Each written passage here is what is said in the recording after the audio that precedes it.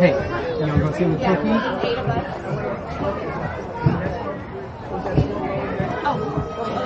Is one up there at the top? Okay, come on, Squirt. Good thing we made it, Quinn. Alright, good morning ladies and gentlemen. My name is Ian. I'm Professor Geller's personal research assistant, and today we're going to be going on Dinosaur Safari. Y'all excited to see some dinosaurs?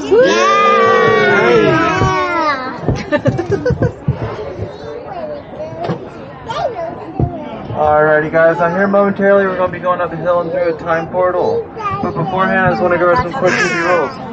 Make sure to keep all hands and feet inside the trim at all times. We don't want those getting left back here in 2022.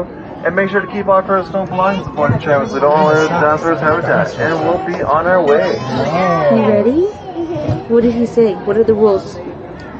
Keep your hands in here. Alright guys, and this morning we're actually tasked with a pretty special mission from Dr. Geller. We're actually going to be in search of a baby in Margasaurus. Rumor has it she's just starting to hatch her eggs. Now feel free to take as many cool photos as you'd like today and tag @NellaZoo, and we'll be passing through our portal in 3, 2, 1, and we're through! 64 million years into the past. Doesn't look all that different. Look at the top.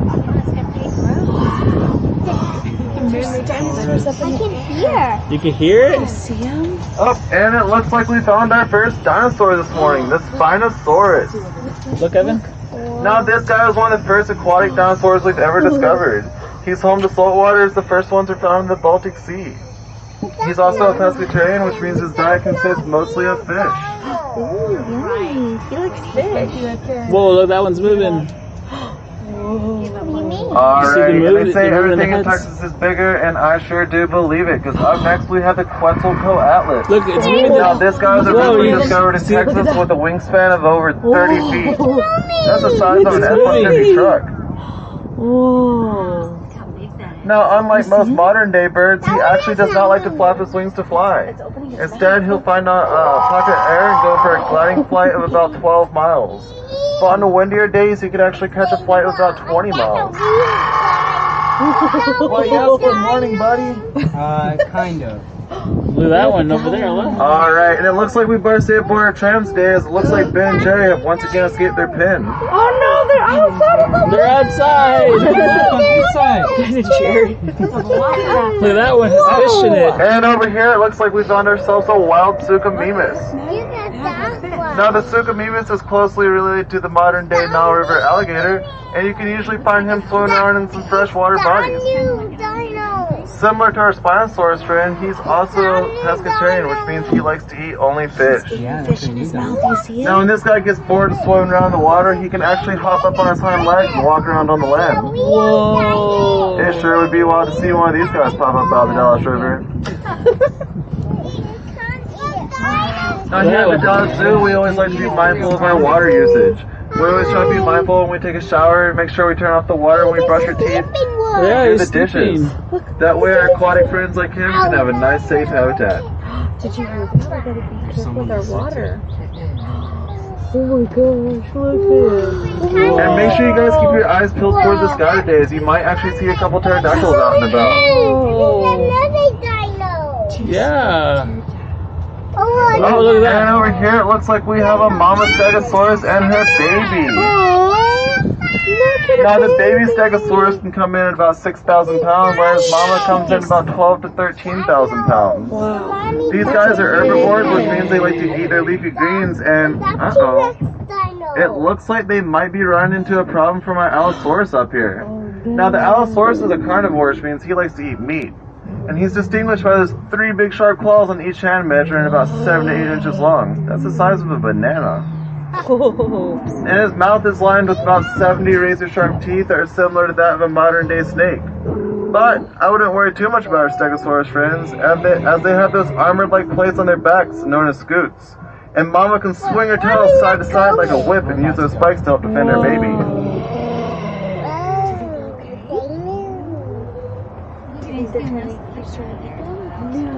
Alrighty guys, and up here we're about to approach Mr. Ducky, as I like to call him.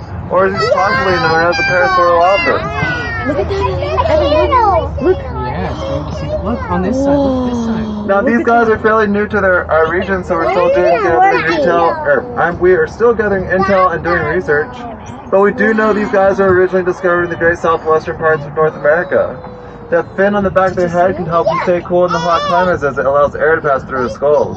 Whoa. Some also theorize that the fin can help them attract his mates.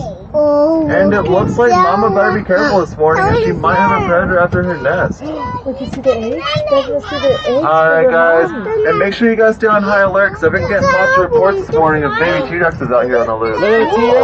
Oh, that's a baby T-Rex, just like your shirt, dude. Alrighty, and here shortly we're going to be approaching our base camp. It'll be a good opportunity for us to get out and stretch our legs and get some water and check out some cool fossils. Uh-oh. Actually, it looks like our base camp got overrun by velociraptors again. We'll skip that. Now, velociraptors are similar to birds in the sense that they have hollow bone structures. They also have a strong sense of smell and make to be horrible truck mechanics. I wonder what could alert them in this time. Whoa. Look at that. Look at the fossil. Oh, it looks like someone left their breakfast out once again. I'll call Dr. Geller real quick and let him know. They left the breakfast. Hey, Dr. Geller? Yes, sir. It looks like our base camp got invaded by the velociraptors again. Yes, sir. Yeah, it looks like someone left some fruit out, and they're in here wrecking havoc. You see the breakfast? Yes, sir. We'll be on the way. Alright, ladies and gentlemen, so I actually just got word that Dr. Geller will be out here shortly to personally round these guys up and get them back in their pen. So we can actually continue along our journey. Whoa, look what's in the road. Oh, and it looks like the road's being blocked off by a bunch of Brachiosaurus. Let me see, it looks like I can take a left up here and go around these guys. They're also known as the long-necked dinosaur. These guys can weigh anywhere between 60 and 160,000 pounds. Whoa. That's more than the entire herd of elephants here at the Dallas Zoo. And Wow. speaking of elephants, if you look closely at their legs and feet, they closely resemble that of an elephant. Look, they look And like that's an to help them elephant. evenly distribute their heavy weight. Now the Brachiosaurus is one of the tallest creatures to ever walk planet Earth. And he likes to use this long neck to reach up into the trees so he can get his leafy veggies. Whoa, look at that one right there. Whoa. So scary. Yeah. Just want to make sure I made my bed at my camp this morning, and we're good to go. That's so cool. Alrighty, and coming up on my left, we have a wild Brachiosaurus.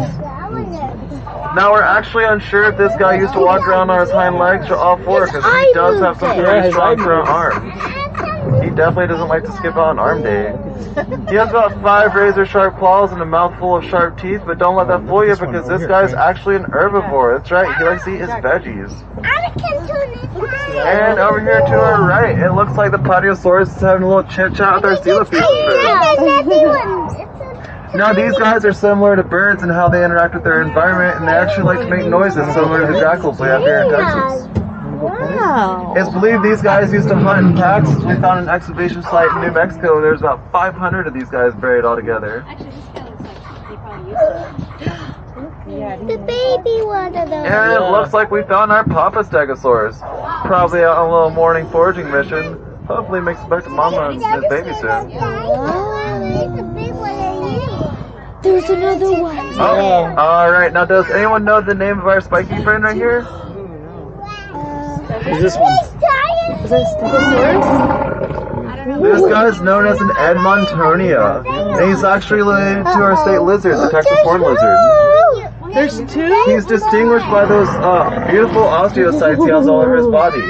These spiky horn-like features can be used in both an offensive or a defensive manner. Looks like one of those. And when he gets running, he can reach a charging speed of about 40 miles an hour. Whoa, that's fast. That's So like we should far. probably keep moving, because I've actually heard a few stories of him running at people's trams. Whoa! Look at that one. He goes at people's trams. That one's fat. That one has fur on it. Whoa. Alrighty, ladies and gentlemen, and if you look out to your right, you'll see a giant rooster. I mean, chitty patty. Now, this guy was originally discovered in what's modern-day Southeast Asia, and he's closely related to the modern-day wreathed hornbill bird that we have here at the Dallas Zoo. Oh, cool. And it looks like he's run into a bit of an issue with these troodons. Now, the troodons are usually night creatures, but sometimes they do like to come out during the day to stir up problems with the chitty patty, which she'll usually respond to the loud screeching call, which will penetrate the ears of the troodon and scare them away. Ooh. Look, there's someone sleeping there. Alright, and as we continue along our journey this morning, you might see a couple of cute green Cabbie out here running around. Now these guys can be pretty harmless, but when they attack an attack, they can pack quite the punch.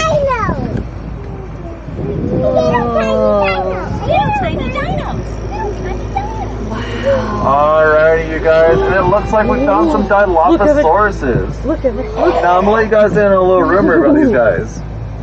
Rumor has it is that these guys actually like to spit acid at people. Whoa! Now it's not actually backed up by science, but we have been getting several field reports recently of it happening. So personally, I always try to be a little cautious around these guys because acid spit doesn't sound too fun. They spit on you. There's another There's another Oh, one. and it looks like this bunny up here is having a bit of a rough morning. You can tell by those red frills he has exposed on the side of his neck. Those are there to help warn incoming threats that he's not too happy this morning. Look at there's one sleeping. And over here we have the Lazysaurus Rex as he's taking a nap.